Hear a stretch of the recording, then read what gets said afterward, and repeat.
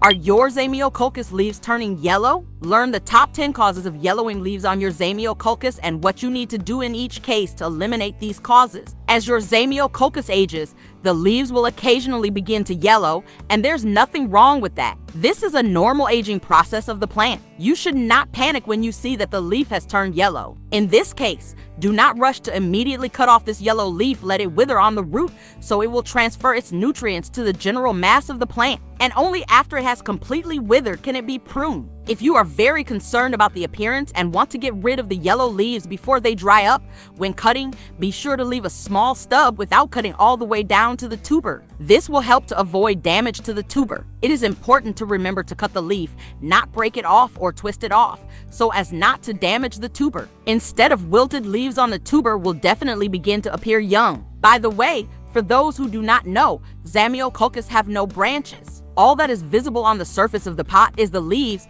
although they are very similar to branches with leaves. In fact, this is a special form of leaves. So when one speaks of leaf yellowing, they mean the entire so-called branch. I hope that the process of natural aging has become clearer. So, let's move on to consider the reasons that can lead to yellowing of the leaves of your Zamioculkas. The first reason is improper watering, or rather, overwatering of your Zamioculkas. Regular overwatering can easily harm this plant. Zamioculkas has unusual roots, namely tubers where moisture is accumulated. These tubers also have small roots on them that absorb water from the soil. When the tubers are sufficiently saturated with moisture and can no longer absorb it, the absorption process slows down and little or no water is used. Imagine what happens if you continue to water a plant abundantly. That's right, the excess moisture has nowhere to go, and eventually there is a stagnation of moisture in the pot. This leads to rotting roots on the tubers. Without healthy roots, the tuber cannot absorb moisture and nutrients,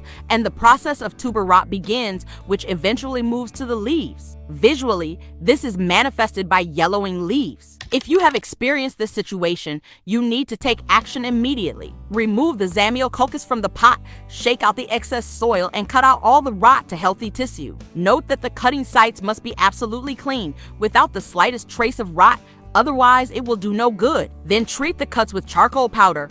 Wait about an hour for drying and transplant the plant into new, almost dry soil. After transplanting, do not water the plant for 5 days so that the wounds have time to heal and infection does not get into them. For the first time after this procedure, try to water the Zamioculkas in small portions around the edge of the pot. Then allow the soil to dry out before watering again. However, it may happen that when you take the plant out of the pot, you find that it is too late to save it. Almost all the tubers have rotted. In this case, unfortunately, the only way will be to root or grow new plants from a few leaves. Note that this process is quite long, so it is better to prevent such situations by monitoring the condition of the leaves and regulating watering. Now, after considering the problems with overwatering Zamioculkas, let's discuss why underwatering can also harm the plant. Underwatering also has a negative effect on the condition of the leaves, and they begin to yellow and wilt. It is important to remember that extremes in watering are not welcome. Watering should be regular, but make sure that the soil dries out completely between waterings. If the soil in which your Zamioculkas are growing is light and airy,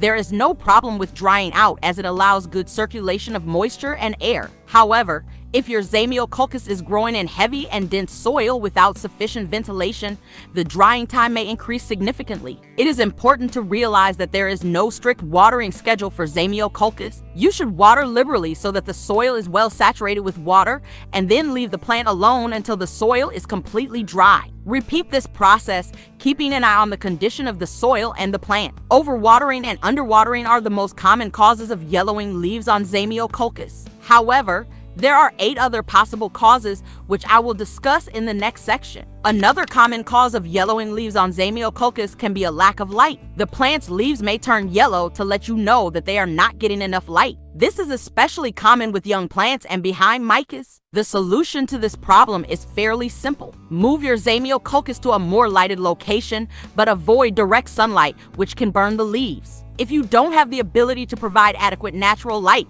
you can use artificial lighting. For lighting, Zamioculkasa is not suitable for a regular incandescent bulb, as its light spectrum is not suitable for plants. Instead, use diode bulbs with a cool white light with a color temperature of about 6,500 K. All necessary information about these parameters can be found on the bulb packaging. By providing proper lighting, you can prevent yellowing leaves and help your Zamioculcas thrive in health. Another important cause of yellowing leaves on Zamioculcas can be direct sunlight. If your Zamioculcas stands on a sunny windowsill without any protection, there is a risk of burning its leaves. This is something to keep in mind and be sure to guard against. Another common cause of yellowing leaves is an overabundance of fertilizer. Zamioculcas tend to grow slowly, and many novice flower growers may mistakenly think that the plant needs a lot of fertilizer. However, over-fertilization results in overfeeding, which can lead to yellowing leaves and other undesirable consequences. When you feed your Zamioculcas, use a fertilizer for cacti and succulents,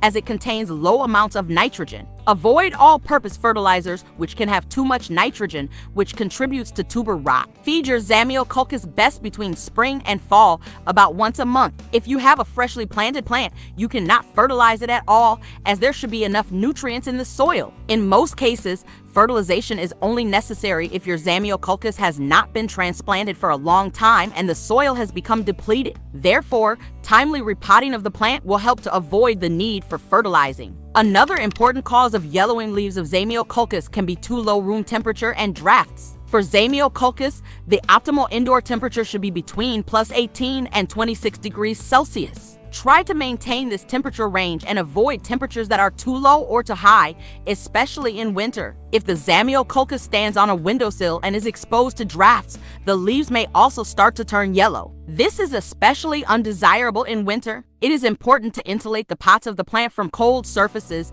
For example, you can put a sheet of styrofoam on the windowsill to prevent hypothermia. Many people forget that the windowsill is a source of cold, even if the room is warm. Therefore, make sure that the Zamioculcas pot is not exposed to hypothermia, as this can lead to rot. Too high indoor temperatures above 30 degrees Celsius and dry air can also cause yellowing and drying of the leaves of Zamioculcas. Especially make sure that the pot with the plant is not under a window with a radiator, as this can cause the plant to be burned by the hot and dry air. To prevent this, it is recommended to cover the radiator with some kind of cloth or towel to soften the impact on your Zamioculcas. The last factor that I want to talk about is related to the transplanting of Zamioculcas, because many people complain about the yellowing of leaves after it. Zamioculcas does not like large pots. In a large pot, the soil dries slowly and tubers with roots can begin to rot, which is sure to lead to yellowing leaves. Choose a pot only 2-3 centimeters wider than the root system and do not bury the tubers completely,